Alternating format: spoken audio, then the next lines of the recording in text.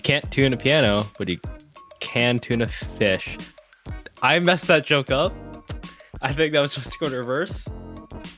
Can I get a do-over?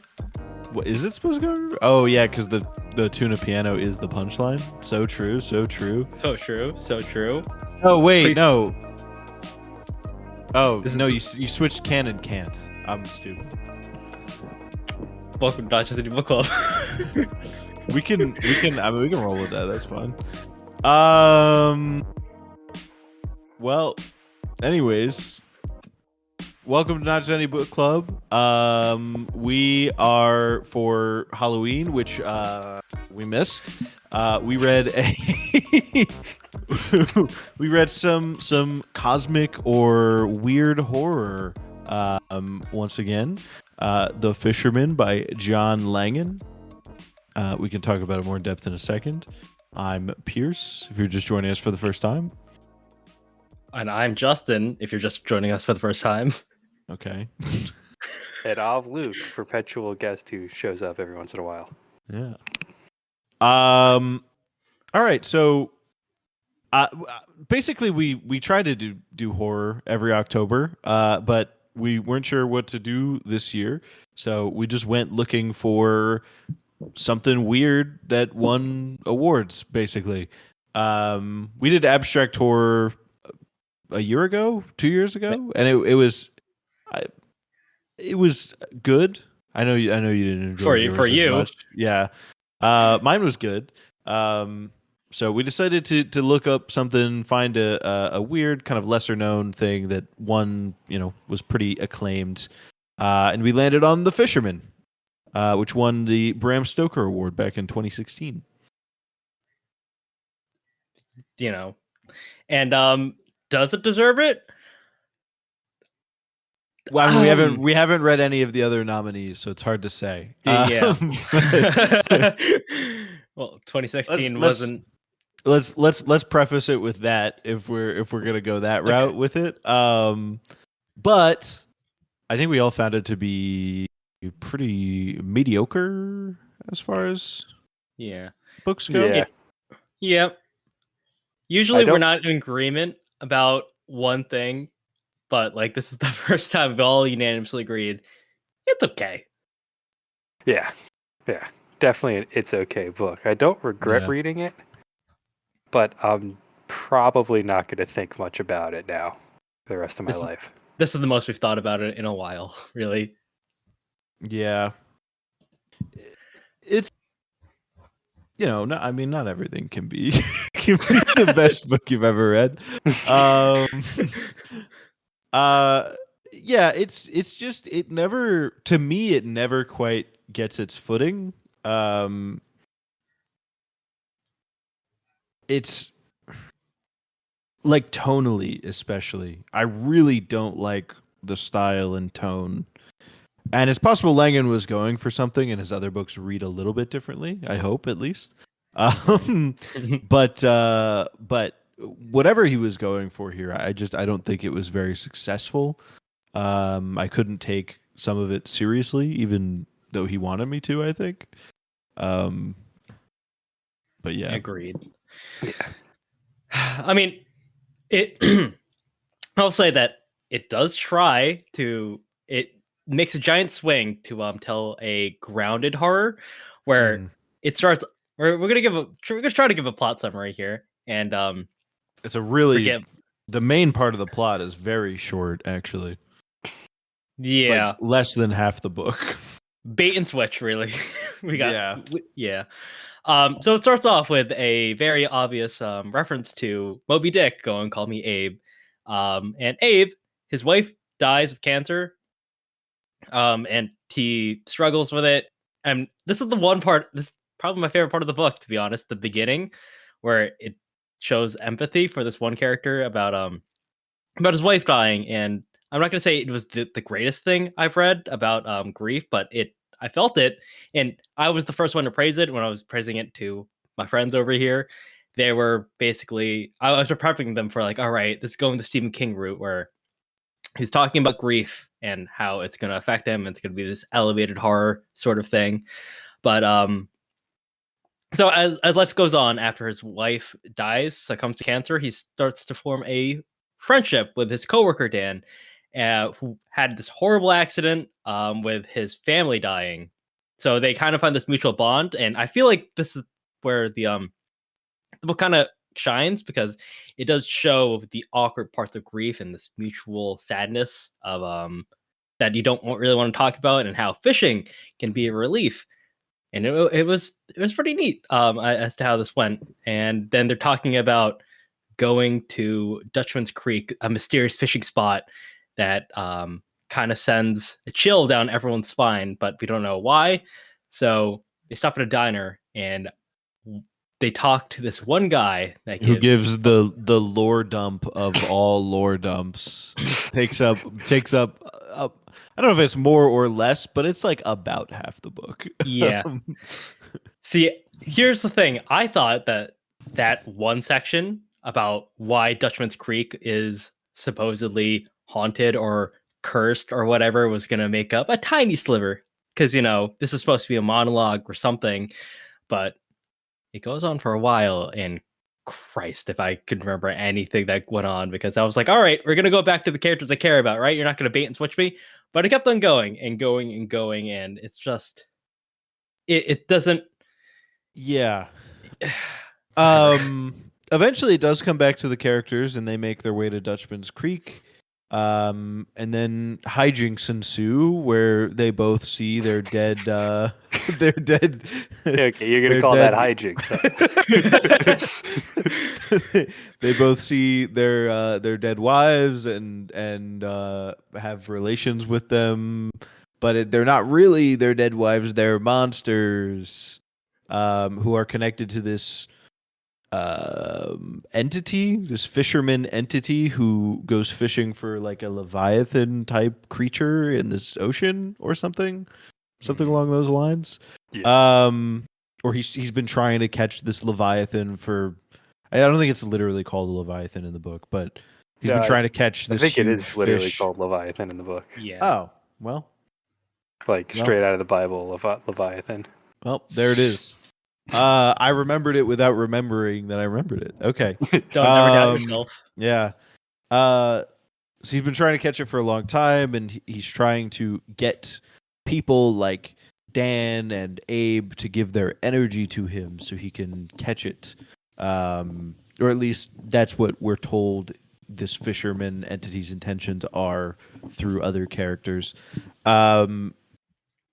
Abe says no, and there's a conflict, and yeah. I feel like I'm just spoiling it at this point. Should I just finish? You're good. Yeah, just keep going, bro. Yeah. Abe kills Dan in a conflict because Dan wants to stay with his wife and kids, who aren't really his wife and kids because they're monsters with rows of teeth. And Abe has to kill him to get away, so he thinks. And then he wakes up in a hospital bed, like screaming, classic Lovecraft stuff where he goes crazy or whatever. But he lives in town for years. He meets his new neighbors. They have kind of a relationship, but eventually Dan comes back as a monster. Whoa. And then you think it's gonna be threatening, but it's not. Yeah. I think Dan like runs out. Sorry, I'm having to look back at my book. Dan like runs out. They find all the like dead bodies of people who had died recently in the area over the last couple of years. Right? Yeah, right. Or some reason, but then it's like mysterious because don't they have like rows of teeth or something like the monsters? Yeah, they're like fish monsters. Yeah. So that's the book. That's the book. That summed up decent. Yeah. There were many reasons why we just didn't find the book compelling. I don't know if you want to start with the positives or you want to just like start kicking it while it's down after we gave a very unenthusiastic summary of the book. Well, so I think a part of it for me on like I already talked about the tone and the style that I didn't really love, but I think another part of it for me was that I kind of had certain expectations coming in, if I'm honest. Yes. Of what this was going to be about. It was. I mean, first of all, I thought it was going to be about these two characters, and I'd heard it was like really about grief, and I thought that would be a. Well, I also saw that online when we were researching it. And I thought that, like this like cosmic Lovecraftian type thing would be a really good avenue to explore grief through. Especially because there's a lot in, cosmic horror and stuff of these, godlike entities getting into people's minds and stuff like that. And I thought that would be a really great horror analog for grief. And then also the cover, there's this weird figure out in the clouds, out in the water, kind of looks like could be an analog for Cthulhu or something like that. Exciting. You sounded so excited. I know. And I have these expectations coming in. We're getting to know our characters. I'm not loving it, but we're heading in a direction. We're getting to Dutchman's Creek, and then they go, actually, we're going to spend half the book in the middle of the book telling you about the lore of the area that we're headed to. And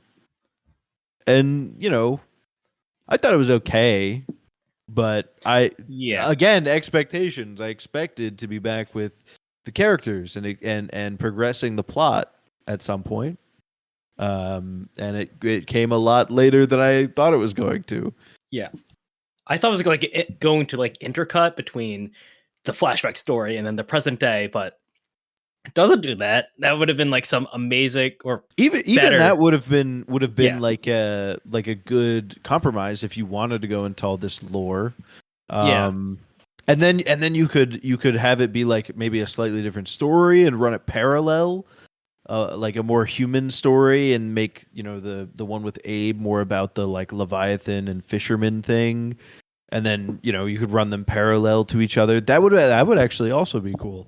But just throwing it all in the middle, interrupting the story I thought we were here for, I didn't love it. Exactly. You're summing up my thoughts, my initial impressions, but I think it started to go a little bit downhill for me from a little bit earlier on, because the prose wasn't great.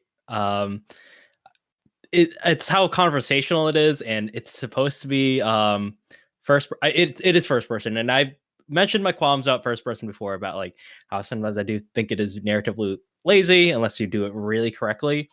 And here it kept on driving me nuts when he made an allusion to the very first sentence is an allusion to Moby Dick, and how it then later on in the paragraph it starts addressing the reader directly, saying you, the reader.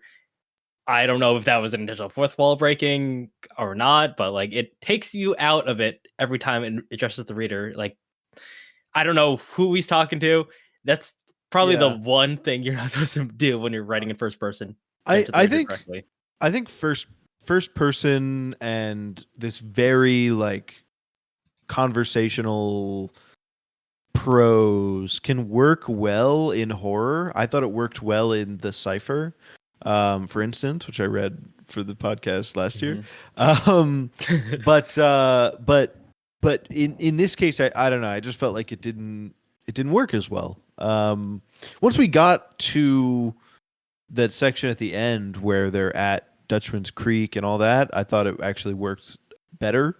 But especially towards the beginning, when not a lot of horror is actually happening, I didn't like it, to put it plainly.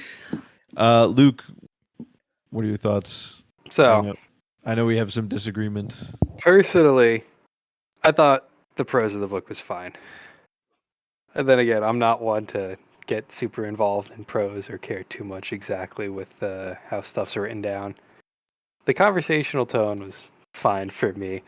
My problem is mostly stem also as a problem of false expectations. or unmet expectations.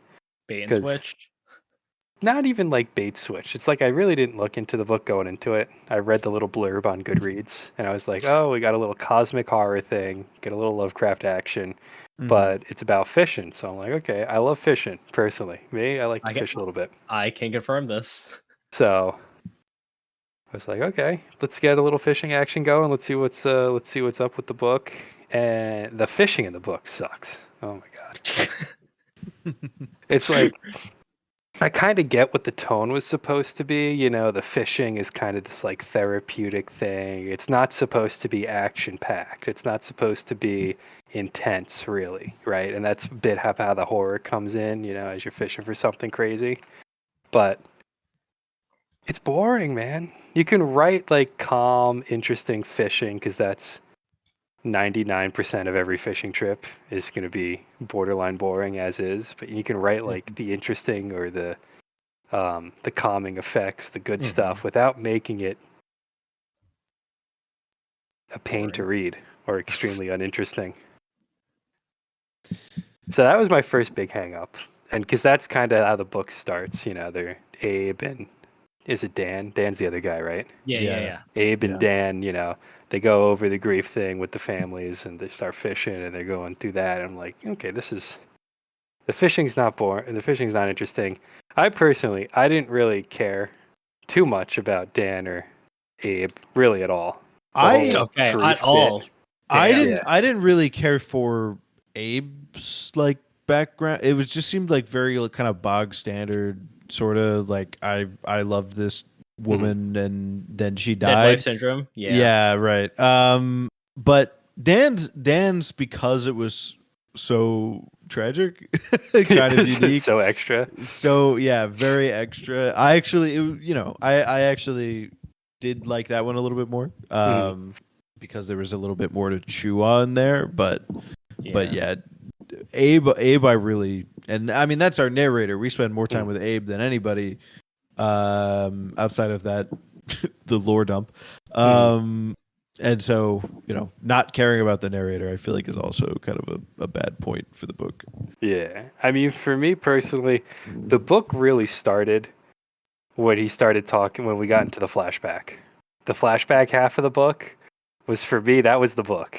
Everything that happened before and after might as well have been like, stuff you had to sit through. I really liked the little world building bits that we had. I thought we were getting a little cosmic-y horror-y. I liked how for a long portion of the book, we had no idea why the fisherman was doing his crazy shit. Like we didn't really know what was going on. We definitely don't know how he was doing it, but we don't know why he's doing what he's doing anyway. It was like a big, you don't get to understand this stuff because it's beyond you kind of bit. Yeah. And then they kind of answered it at the end. They were like, yeah, I'm pretty sure they answered it at the end. Somebody said something. They said what he was doing, but not why. Okay, good. Like then I why? Like that. Why I don't remember them saying why he wanted to catch the Leviathan. And you also didn't know. Like it felt like there was supposed to be a good and bad side to this. Like him catching like. One of these entities is good and one of them is bad and they're locked in conflict or whatever. That's what I felt like. That's what we were supposed to feel like, but we weren't supposed to know which was which. Maybe that was a misread on my part, but I was just like, I don't know. I felt like that, and maybe it's the Leviathan thing, the like religious imagery, right? There's like this good and evil battle, but like the fisherman is fucking weird. And the Leviathan is like I mean, he looks at it, he goes crazy for like minutes at a time. So, neither of them seem to be good, even though it feels like there's this religious back and forth kind of. Yeah. And this might be me, right? I will raise my hand and I will tell everyone I went to Catholic school for years and years. Okay. I never read the Bible. I don't know much about the Bible, at all. So yeah, I don't know. I know that the Leviathan's mentioned in the Old Testament. It's got some stuff going on down there. No idea what it does. No idea what it's about whatsoever. So maybe like that might have been a little bit of helpful reading to know beforehand or something to get a grasp over it. I don't know if it's necessary because I kind of like the whole cosmic horror. You really just have no idea what the deal is. Yeah. But like, but I always thought the funniest bit of the story, besides the fact that the dudes have sex with their dead fishwives. No, there was like no build up, no foreplay. They just went at it. I want to get into that in a second, but before I lose my thought on the track of it, it's like this dude has for however long, at least like a century or something, been trying to hook this giant mythical crazy monster thing, right? To get some unknown reward from capturing it. But like as a side hustle, he just brings people's dead relatives back to life. Like I didn't understand that bit. Like, why did this dude bring the first guy's dead wife back, which kickstarted the whole like bit in the flashback? Like, what did he gain from that? I thought that the idea, because they talked about how he needed the energy of the living or whatever, and what they got in return was they got to spend time with their dead wives and relatives.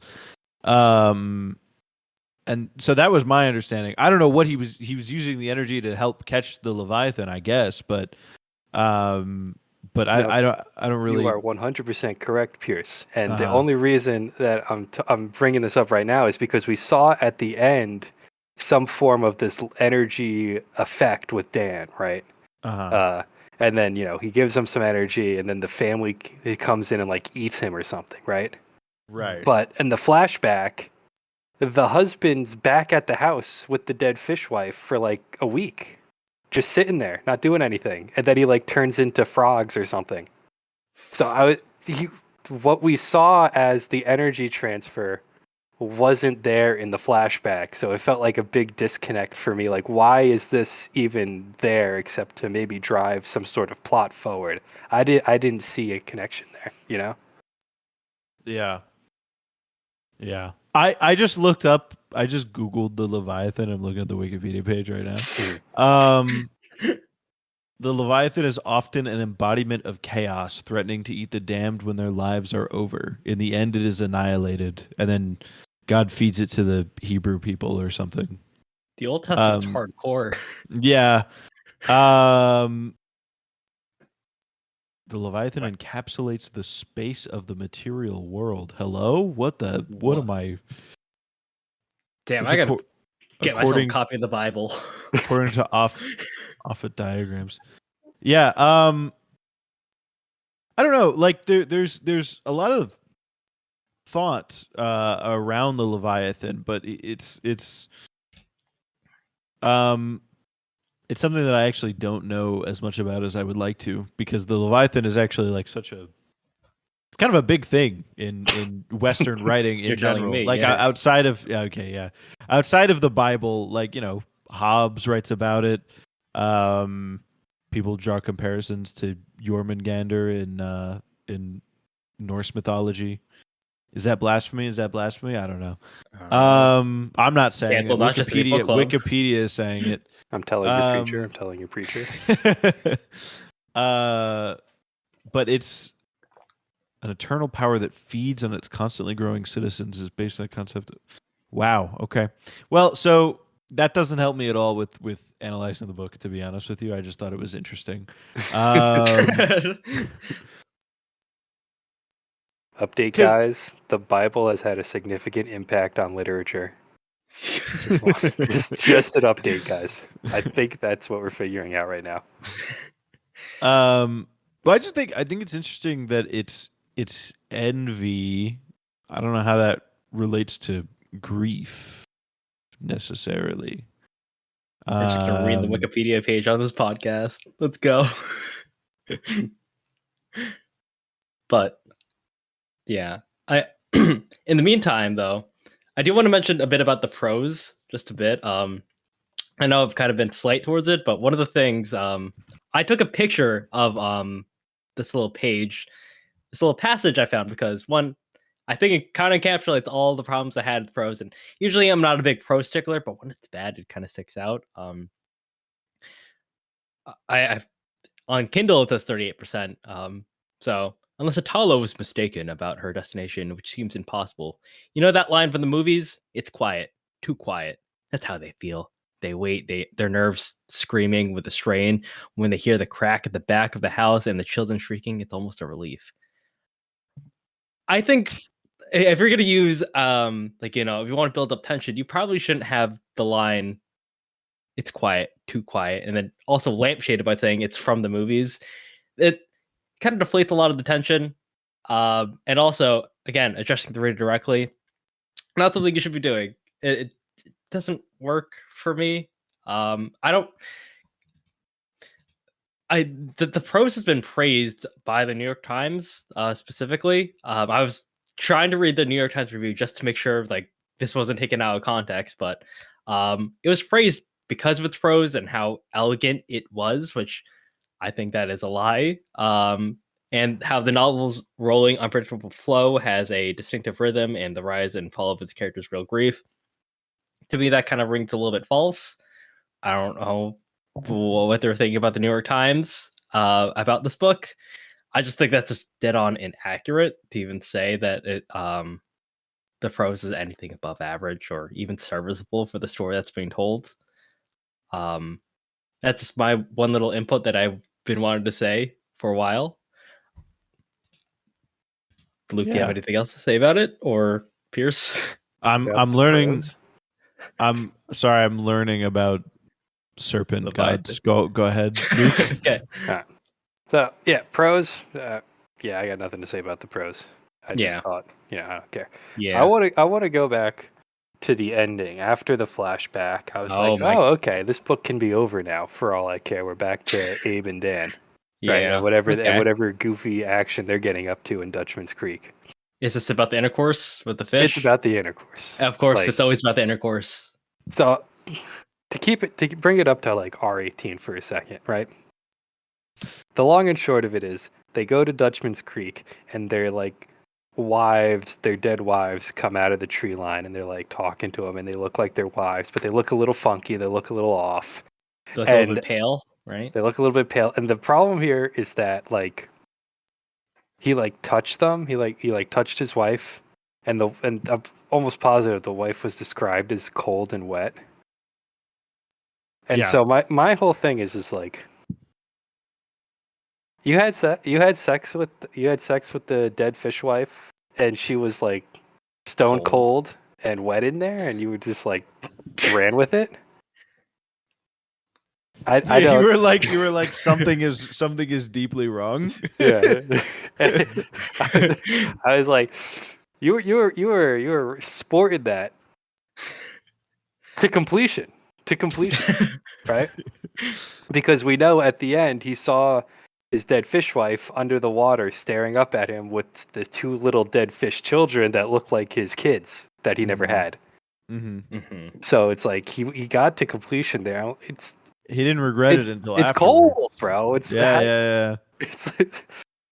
I was lost, bro. That was insane. I laughed. I was at work when I was reading it, and my partner was like, "Dude, what are you laughing at?" I had to explain to them. Fish sex. Yeah, I just read the fish sex thing. And then I laughed again when in like 4 pages we found out that Dan did the same shit. Like, both did it. It's not even this one dude was weird as hell. It was the both of them. Like, come on, guys. Listen, at least Abe realized afterwards what's going on. Dan was enamored with it. He was like, Dan was ready for some more.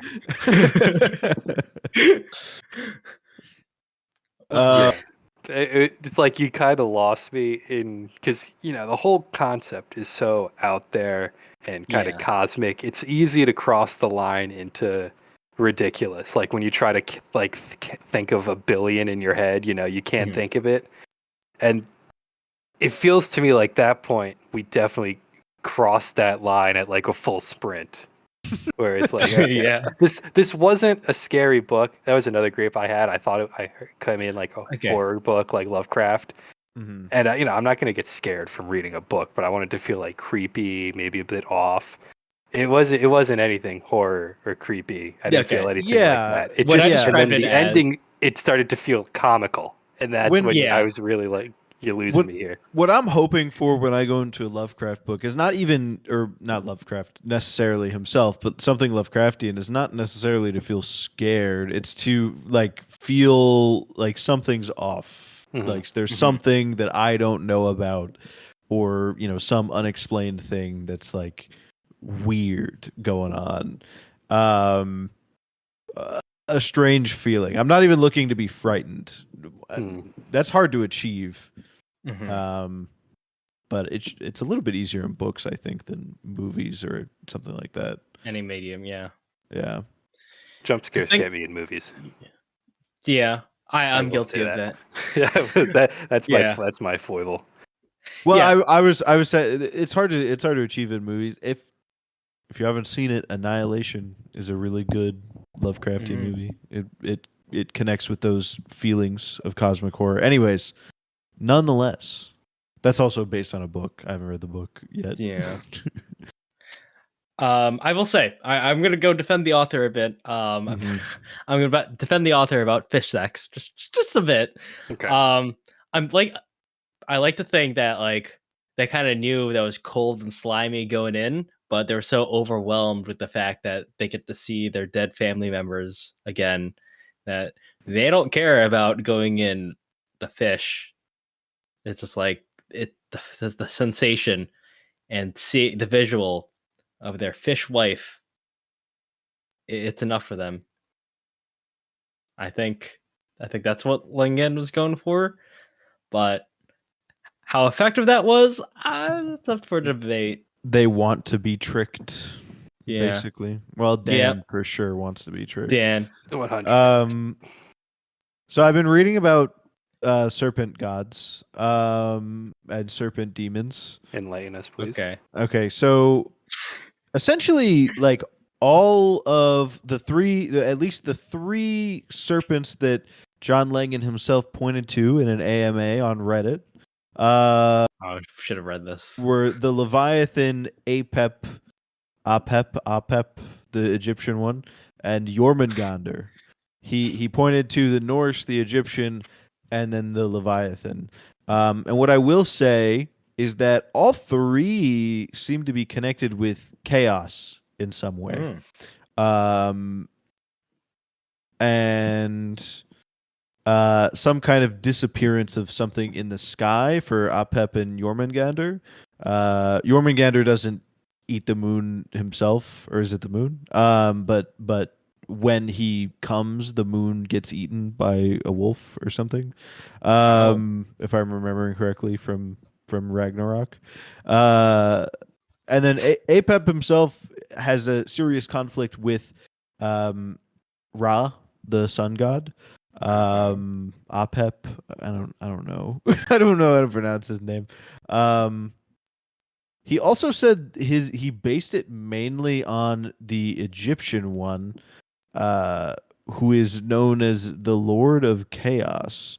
And there's a direct conflict with the Egyptian. Again, I'm going to butcher it. Apep. Between Apep and Ra, the sun god. Now we're veering again into stuff that I don't really know that much about.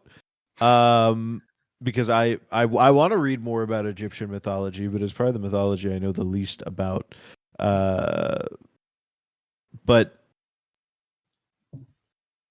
I don't know. Essentially, this direct conflict. Apep basically like lives on the dark parts of the world where the sun is not. The underworld. In some stories, he's lurking just before dawn. He creates earthquakes. I'm sure for those of you who want to know more, who love this book and are upset that we don't like it that much or not as much as you, I'm sure some research on the battles between or conflict between Ra and Pep would be enlightening. Yeah. Yeah. The best part is that we didn't really talk about the middle chunk of the book. That we just talked about the beginning and the ending, not so much the middle portion, because that was my least favorite part, to be honest. And I'm not gonna say that I didn't skim through it, but I was waiting for the good parts to come back. Yeah, it's not that I skimmed through it, but I definitely thought it was going to be over a lot sooner than it was. Yeah, I was getting impatient. God, people. I know. And the thing is, I didn't even find it that scary because I viewed it as more of an action book that just happened to be fish horror themed, especially at the climax of that. It's just, I don't think it really attempted to be that scary. I think it's just Lovecraftian action.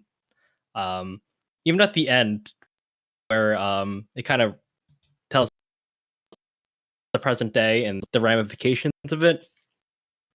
Literally the only parts that are heavily Lovecraftian are like the guy literally starts to go crazy. When the fisherman looks him in the eyes, he like freaks out, and then the time that he looks at the Leviathan, he like freaks out. He's like, oh yeah. He says something about it like going on forever or something along those lines. Like it's bigger than he could ever imagine. It looks like a billion on the horizon. Yeah. I didn't take that many notes on the middle portion, to be honest. And I disagree with you guys. Okay, all right. You enlighten us, Luke. Yeah. Okay. The middle portion was by far the only interesting portion of the book. By far. For one reason. That opinion. The setting and the lore was like the saving grace of this book for me, personally. I didn't care about this meditation on grief. I didn't care about this cosmic horror-y kind of like backdrop that they had. What really interested me in the book was this kind of like pseudo-religious kind of fantasy world that the author made in the middle portion of the book, right? It's like, oh, there's some sorcerers that using ancient language get some mystical powers, and then there's other like realms where people can go that have completely different rules that you don't know anything about, and that there's some people who know how to do it or how to like navigate this area enough, as we saw with I forgot who our main character in the backstory is, the German dude, the German professor, ex-professor. Rainer. Rainer. Rainer. Yeah. Rainer we saw that, like, you know, him and his buddy, before his buddy died, they found mentors who were able to teach them about stuff. So it's not like they discovered something, or they clearly discovered something for themselves, but they didn't discover something forgotten. Like, this is something that exists in the world, you know? I thought that was the interesting part, and I told Justin after I finished the book, like, if this dude took this world and turned it into some, you know, semi-dark kind of fantasy book, stretched it out to, God forgive me, 400 pages or something, and like we got a deep dive into what was actually going on, you know, in these cities next to the ocean, and maybe we saw the Fisherman or like the effect the Leviathan has, and it wasn't so cosmic horror-y and more like, you know, more like able to grasp and a bit more mundane. I think it would be an interesting dive. I think it would be an interesting read for sure. Yeah, again, and I think a part of it was, again, expectations. Like when I get into cosmic horror, I'm not always expecting a giant monster, right? That's not, you don't always expect a Lovecraftian story to end up with a giant monster. But when you look at the cover of The Fisherman, and people are like, it's very Lovecraftian, it's very cosmic horror-y. The expectation looking at this is that we're going to have this giant monster in the backdrop, and it's going to deal with, again, what it says it's dealing with, which is grief. I would almost agree with you that if there had been kind of a focus on a different way of telling the story, whether it's more in your direction where they're explaining everything and giving the background, and it's not cosmic horror anymore because they're telling you everything straight up. I think that might work better. I also think it might work better if they explained less and put more focus on, some kind of creature directly trying to affect this person's life and connect it with the metaphor about grief. As is, I think the grief, dealing with grief is kind of a half-baked part of the story. For me, like, I didn't, obviously it's there, but I thought that they could have done more with it. And I think the monster and cosmic horror and Lovecraftian literature would have been an interesting way to tackle that, but it feels like it wasn't tackled in the way that I was expecting at all. Yeah. And in my opinion, it's not done as well as it should be for me to like warrant another reread, for like to go into it with a better attitude, I guess, knowing that it's gonna switch up. Because even at the end, when it does try to tie everything together with the grief and Dan coming back, I expected like, oh man, this is gonna be like basically showing that grief is just pointless. Not pointless, but like pointless in the grand scheme of things. Dan's gonna come back, even though he supposedly learned his lesson, and he's gonna attack Abe. But after the flood happens and everything, Dan is there. He's all threatening, and he's gone within 2 pages. It was really anticlimactic. The ending was really bad too, dude. Yeah, so you're 100% right, Justin. 100% right. And I want to ask you guys what the meaning behind such a quick turnaround could be, like in a literary, analysis sort of way, right? Because in my head, we had this final confrontation where Dan's like, hey, this is what I did. Here's your second chance to come back and help me with your wife and kids. It's like a retread of what happened 15 pages ago. And he's like, no, I'm not going to do that. And he beats him with the stupid like Axe body spray and a lighter trick. Yep. Oh my God, that's what happened. Yeah. And that beats him. And I'm stunned by that. And I'm trying to figure out, one, that's cringy as hell, right? But two, I'm mostly thinking about the dynamic, of the fire, the heat, the warmth. I think that's the whole bit that's supposed to be it. The warmth, the hot, the dry against the cold, the wet. And what that means as a battle. But it's so stupid that I don't even want to think about it, because he used like the Axe body spray and a lighter to win the final fight. It's ridiulous. Well, it's absurd. It was. It works. Spray paint. Oh, spray paint. My bad. Yeah. Okay. But yeah, marginally it's still better. it's not really. It's still the same idea. It's aerosol or whatever, and fire. Yeah, I mean, pretty much like you said. Like, I just don't. It's not. I don't enjoy it enough to think about it at that level. And it's also, the other thing is there are books that I don't like love or enjoy that much that I'm willing to put some thought into, because I know, like, it's like a classic or something. Like, I know there is something there that if I put the effort in, I'll be able to come away with it, appreciating it, even if I don't love it. But with this, like, I didn't feel like it was there. Like, I just didn't, there was not every time I tried to think a little bit deeper about it, I didn't feel like I got much of anywhere. And so I just, I'm just not willing to put the work in for something that isn't going to lead to like more appreciation or enjoyment of it. I will also say that this does try to be a lot like Stephen King, because I know many of you may roll your eyes at the statement, but Stephen King does try to place his characters first and then put them in horrific situations. And here it's with grief, because a lot of Stephen King's characters, they deal with grief. A death of a child, for one, is probably his most prominent thing that a lot of his characters deal with, that and alcoholism.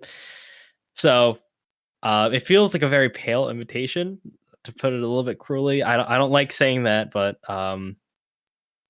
that's what it felt like it was imitating for me. I know you guys aren't too keen on Stephen King. I'm sorry to bring his name up like that, but I don't know. To be honest, I only read one thing by Stephen King. It was and it was just and I thought it was like, I don't even remember it. I honestly don't even remember. I know what you I guys didn't like book. it.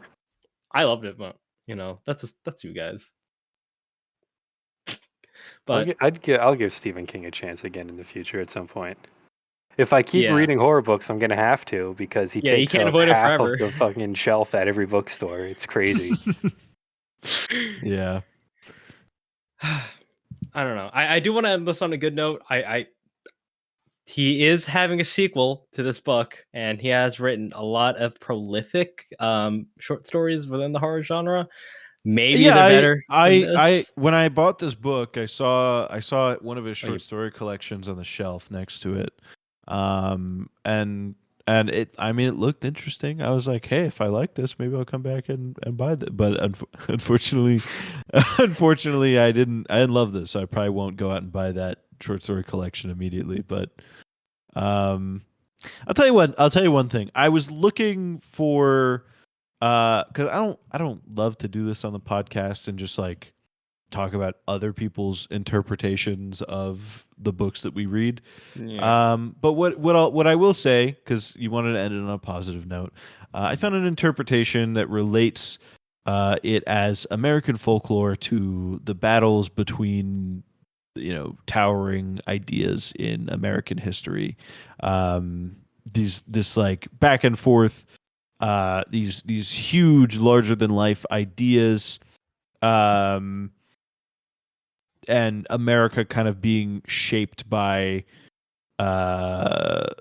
this person says, shaped by the terrible reality of its past.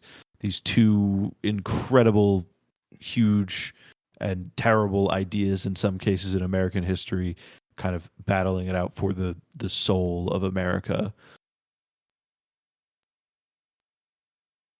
I like that interpretation. That does elevate it just a bit. I don't know if I buy it, but this is this person's interpretation. It's something. Yeah. Luke, do you have anything positive to end off on? I said all my positive stuff. I will mention this bit. Justin, for me saying the book's a 3 out of 5, you're really making it seem like we're crapping on this book and none of us liked it. I thought it was overall a positive book. It's a 3 out of 5 is above average. It is. Okay. It is literally a book that I read and now I will put on my shelf and probably never read again. Yeah, it's already off my shelf. I donated it. Yeah. I like to hold on to pretty much all my books, but yeah, I probably won't read it again. Maybe if someone else is interested, I'll lend it to them. But it is a cool cover. Yeah, it is a cool cover. Yeah. I'm trying to think of any other positives I have not said yet. I've also said all my positives. It's like, it's an earnest attempt. It just feels like he does have potential to be another great author. This might have been a bit of a misfire for me, but it's okay. Yeah, it's okay. It's fine. I think that and again, maybe it's honestly on all of us. We came in with different expectations than what the actual intention ended up being. So yeah, I think, I don't know. My one writing thing is just like, maybe make it a foregone conclusion. Give a warning, the fact that like the story that you're about to tell is going to be something completely different. I don't know. I don't like having my expectations subverted, I guess. That's what's on me. It's a personal preference thing. Everyone else seems to love this book. It won an award. I think the Not Just Any Book Club crew may differ. So that's all. Yeah. Shall we end off on this note? On this good note, right? Or positive. I suppose so. If you enjoyed, please give us a like, rating, subscribe, whatever it is on whatever platform. We really do appreciate it. You can find us. You can find our accounts on Twitter and TikTok that we post to all the time for sure. Yeah. At Not Just Any Pod. And this month, because it's not really next month anymore, because we're late on this episode. This month, really, so many episodes. We will be doing Cabaret as our movie, but it won't be the movie version. It'll be the Pro Shot theater version.